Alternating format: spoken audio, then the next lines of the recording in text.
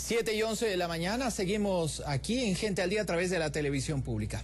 En esta oportunidad dialogamos con el ex vicecanciller Quinto Lucas. Él acaba de llegar a nuestro país, procedente de Uruguay, donde estuvo brindando algunas conferencias, también presentando su libro, Tal Cual Es. Esto sobre el camino de José Mujica a la presidencia de Uruguay. Pero bueno, vamos a hablar acerca de lo que ha sido el tema más destacado en los últimos días, la solicitud de asilo político de Julian Assange, fundador de Wikileaks, al gobierno del Ecuador. Esto en la sede diplomática de nuestro país en Londres. ¿Y por qué hemos invitado a Quinto Lucas acá a la televisión pública? Porque precisamente en noviembre del año 2010, en ese entonces, cuando se desempeñaba como vicecanciller, se refirió al tema de Julian Assange. Vamos a buscar invitarlo para que venga al Ecuador a exponer libremente, no solo a través de internet, sino a través de distintas instancias públicas, lo que él tiene de información y toda la documentación.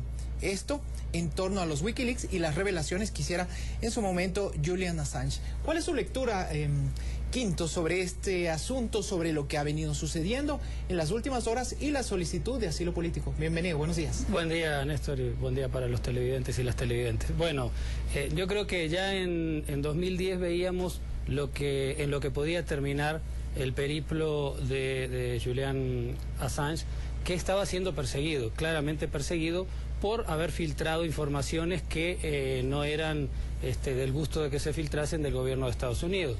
Yo en aquel momento lo que buscaba, y por eso la invitación, y por eso dije que inclusive si yo lo pedía se podía estudiar la residencia. Nunca ofrecí asilo político, como dicen algunos medios, porque era imposible ofrecer asilo político a alguien que ni siquiera lo había solicitado. Pero se estaba viendo de que él manejaba mucha información, y nosotros vimos los meses posteriores que determinados medios utilizaron esa información a cuentagotas y no entregaron toda la información. Recién en los últimos meses es que pudimos saber algunas cosas que de alguna forma tocaban a gente vinculada con el poder. ¿Se está cumpliendo de alguna manera lo que usted dijo en esa época, ya hace casi 2 años? Se está cumpliendo, porque si en aquel momento le hubiésemos invitado, si hubiese podido venir aquí a dar conferencias y tal vez pudiese haber se podría haber trabajado una residencia o un pedido de residencia, digamos, con tranquilidad, con tiempo, no sería o no habría sido necesario tal vez llegar a un pedido de asilo. Pero claro, el juicio lo llevó a pedir asilo, porque es como decían en el video anterior: si él es extraditado a Estados Unidos, como seguramente va a pedir Estados Unidos la extradición o iba a pedir la extradición, puede o cumplir muchos años de prisión o ir a la pena capital, que bueno, nosotros sabemos y nosotros estamos en contra de que se cumpla esa pena en alguien que realmente es un perseguido político, porque los delitos sexuales ya fue como ya no tiene mucho sentido, fue desvirtuado, digamos, por las mismas autoridades al mostrar lo que eran esos delitos sexuales. Por eso usted también en declaraciones hechas a la televisión pública se manifestaba a favor de que el Ecuador o el gobierno del Ecuador otorgue este asilo. Bueno, yo espero que el gobierno del Ecuador, que debe estar estudiando el asilo, también hay que hacer estudios, ver todas las condiciones, hay que conversar con Inglaterra, eso son procedimientos normales y procedimientos de la diplomacia, otorgue el asilo, porque se le estaría brindando protección a una persona que puede ser ejecutada si es extraditada al país que finalmente quiere pedir la extradición, que es Estados Unidos. ¿Les sorprendió esta solicitud de asilo a Quinto Lucas, o quizá la forma en que se produjo? No me sorprendió, porque creo que era la única forma que le quedaba. O sea, ya el juicio estaba llegando a un punto final en el que o él iba a ser extraditado a Suecia para después ser extraditado a Estados Unidos, o si se desvirtuaba totalmente el juicio en Suecia y la extradición a Suecia, Estados Unidos seguramente iba a pedir una extradición directamente a Inglaterra. Entonces no me sorprendió, en el sentido de que una persona tiene que buscar proteger su vida, obviamente, y lo que hizo fue proteger su vida entrando en la embajada de Ecuador, como tal vez podría haber entrado en otra embajada, pero sintió la confianza para entrar en la embajada de Ecuador, porque sintió confianza en su gobierno. Yo creo que por razones humanitarias, inclusive por razones políticas, habría que entregarle el asilo político, pero sobre todo por razones humanitarias. Ahora, ¿pudo haber contribuido también, por ejemplo, esta declaración suya de noviembre del año 2010? Repetimos, hace ya casi 2 años, y también la reciente entrevista que le hiciera Assange al presidente del Ecuador. Puede haber repercutido, pero ahí entramos en un terreno de las conjeturas porque no sabemos. Lo que es claro es que en aquel momento no se le había ofrecido asilo político. Tal vez también él en ese momento no pensaba en un asilo político porque pensaba desvirtuar los cargos que tenían, porque eran cargos tan alocados, porque hay que explicar lo que son los delitos sexuales. Los delitos sexuales es no haber utilizado preservativo en una relación sexual determinada, que esos son los delitos, un tipo de delitos sexuales que se tipifican en Suecia. Entonces, bueno, habría que también explicar eso porque cuando se habla de delitos sexuales parece que se habla de un violador o alguien, o un depravado sexual, que realmente los delitos que son tipificados contra él no son en ese sentido, ¿no? ¿Cuál es su lectura acerca del efecto mediático que ha generado esto y sobre todo cómo se ha ubicado al Ecuador dentro del contexto mundial?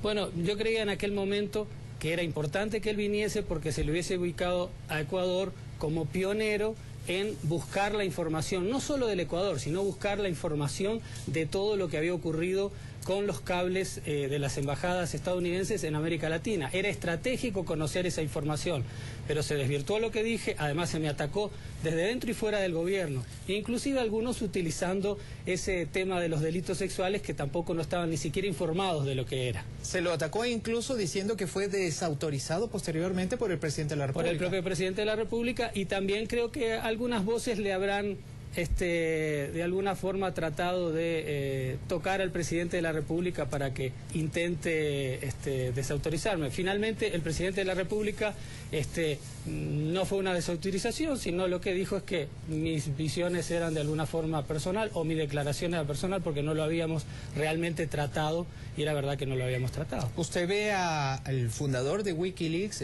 Julian Assange, viviendo en el Ecuador? Yo lo veo porque creo que el Ecuador tiene que otorgarle el asilo político y creo que Inglaterra no puede oponerse de ninguna forma, o sea, son medidas diplomáticas que tienen que cumplirse, veamos los próximos pasos, pero creo que sí, que tiene que darse eso. Salir de la embajada de Ecuador en Inglaterra puede significarle la vida. Tienen que darle un salvoconducto para salir de la embajada hasta el aeropuerto, para viajar, para todo. Tiene que tener un salvoconducto y el permiso de las autoridades inglesas. Y eso tenemos que inclusive exigirlo. En el momento en que Ecuador decida darle el asilo político, Ecuador se compromete a exigir todas las circunstancias que rodeen la venida hasta el Ecuador, o sea, protegerle la vida hasta la llegada en el Ecuador. Quinto, y a propósito de lo que yo mencionaba y de lo que usted acababa de decir también, el hecho de que se lo atacó en su momento a partir de esta declaración que hiciera en el año 2010 sobre el fundador de los Wikileaks, le pregunto yo, bueno, ya una vez que ha pasado todo esto, ya una vez que usted salió del Ministerio de Relaciones Exteriores, ¿cómo está su relación con el presidente de la República? Perfecta, con el presidente. El presidente, cuando yo renuncié, el presidente me envió una carta en tonos excelentes, cordiales, en la misma amistad que tuvimos siempre, no más allá de la diferencia que yo tuve en el tema de las negociaciones con el TLC, que finalmente creo que no va a ir porque ahora se están descubriendo las verdaderas razones de Europa o las verdaderas motivaciones de Europa, porque me decían que yo era demasiado loco en algunas cosas, en decir que Europa no quería otro tipo de tratado de comercio, que quería un acuerdo para el desarrollo, todas esas cosas. En realidad Europa quiere un tratado de libre comercio y eso se está viendo en las últimas conversaciones. Tal vez mi renuncia sirvió para que se desenmascare lo que son las negociaciones con el TLC Europa. Ya con eso está bien, no importa. Pero con el presidente estamos excelente y no hay ningún problema, no tiene por qué haberlo. Además. Y con el canciller Ricardo Patiño, ¿qué juega en este momento el ministro de Relaciones Exteriores y la Cancillería frente a este tema tan espinoso? También con Ricardo seguimos teniendo una amistad, que es la amistad de siempre, más allá de esa diferencia. Ricardo tal vez creía que se podía negociar otra cosa con Europa. Yo sabía, por las informaciones que tenía, porque yo manejaba muchas cosas y mucha información, que eso no era posible. Pero bueno, así son las cuestiones y las relaciones que se dan en determinados momentos dentro de la actividad gubernamental y dentro de la política en general. Quinto, a propósito de su experiencia también en el ámbito de las relaciones exteriores, el papel que usted cumplió durante su paso por la Cancillería, y también le pregunto esto en su calidad de periodista, en eso sí, ya muchos años que viene ejerciendo Quinto Lucas del periodismo. ¿Cuál es su lectura sobre lo que está sucediendo en Paraguay? Este pedido o esta demanda de la propia UNASUR para que los cancilleres de los países miembros se reúnan en Asunción. Bueno, fue una medida rápida y como tenía que ocurrir de UNASUR. En realidad lo que estaba pasando en Paraguay es un intento de golpe de Estado, porque se menciona el juicio político, que realmente es una figura institucional en este momento, pero el juicio político se viene manejando por determinados legisladores paraguayos desde ya hace un año, que le vienen persiguiendo prácticamente, eso hay que decirlo y hay que informarlo claramente, que le vienen persiguiendo a Lugo con distintas excusas. Una era una determinada declaración que se hizo en el Mercosur, dentro del marco del Mercosur, en el que supuestamente Paraguay se supeditaba a Brasil y Argentina. Después era la posibilidad de que Venezuela entrara en el Mercosur y los legisladores paraguayos, por informaciones extraoficiales, inclusive había legisladores que pedían dinero para aceptar el ingreso de Venezuela. Y siempre se manejaba en ese marco del posible juicio político a Lugo. Se da este problema que hubo con los campesinos, que es un problema obviamente que hay que investigar y hay que ir hasta las últimas consecuencias, pero se toma como excusa para tratar de darle un golpe de Estado poco antes, porque es casi un año antes de las elecciones, y de alguna forma golpear todo el sector o una tendencia de izquierda que pudiese de alguna forma pelear las elecciones el año que viene. Justamente eso le iba a preguntar, considerando que falta muy poco tiempo del periodo de Fernando Lugo en Paraguay, pero también considerando los antecedentes incluso históricos de las últimas décadas, la inestabilidad política y los gobiernos militares, no solamente en Paraguay, sino también en toda la región. ¿Quién está detrás de los hechos que han sucedido en las últimas horas? ¿Realmente quiénes están detrás? Sin duda está la derecha paraguaya y los sectores de poder de Paraguay que siguen mandando. Lamentablemente, si algo le ha pasado a Lugo, es que no ha tenido todo el poder para hacer todos los cambios necesarios. Tal vez también le faltó un poquito más de voluntad política para ir un poquito más allá y realmente hacer cambios, realmente cambios de fondo. Y eso lo que le da es pie a toda esta derecha golpista paraguaya, que es la misma derecha colorada de siempre, la que estuvo vinculada con la dictadura militar, con Stroessner, de buscar determinados subterfugios para tratar de dar un golpe de Estado, y su golpe de Estado no es a Lugo, es a una tendencia que puede tener posibilidades inclusive en las elecciones futuras. ¿Cómo mira el papel de la UNASUR, esta reunión urgente que se ha convocado, la presencia de los cancilleres en Asunción? Fue fundamental y me parece muy bien. O sea, UNASUR tiene que jugar ese papel de tratar la democracia, de defender la democracia, y eso es en el mismo lugar de los hechos. Me parece excelente de que lo hayan definido así. ¿Puede ser determinante la presencia de los cancilleres en este momento en Paraguay, considerando lo que va a suceder en las próximas horas y ya la oficialización del resultado de este juicio político contra Lugo? Puede ser determinante y tienen que ser marcadas posibles sanciones. Tiene que haber marcado hacia los legisladores paraguayos lo que puede significarles establecer un golpe de Estado, lo que puede significarles después y lo que le puede significar a Paraguay como precedente si se da el golpe de Estado y si se consuma realmente el golpe de Estado.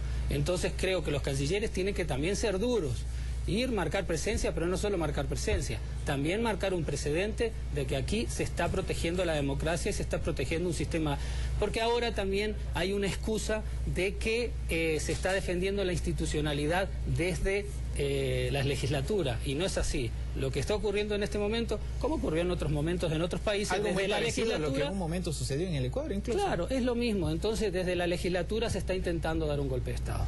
Finalmente, queremos preguntarle a Quinto Lucas cómo se ha recibido esta obra, tal cual es el camino de José Mujica a la presidencia, el prólogo de Fander Falconi, actual secretario de Planificación y Desarrollo, exministro de Relaciones Exteriores, que básicamente habla sobre lo que ha sido el camino del líder tupamaro José Mujica hacia la presidencia de la República, y del cual usted ya venía hablando desde hace mucho tiempo. Bueno, el libro fue presentado aquí a fines de mayo, después fui a Uruguay a dar esas conferencias y hicimos la presentación en la que estuvo Pepe, con quien me une una amistad de hace mucho tiempo. ¿Se refiere al presidente de Uruguay? Sí, al presidente de Uruguay. Lo que pasa es que lo conocemos, digamos que cariñosamente como Pepe, porque desde toda la vida le conozco desde hace muchos años.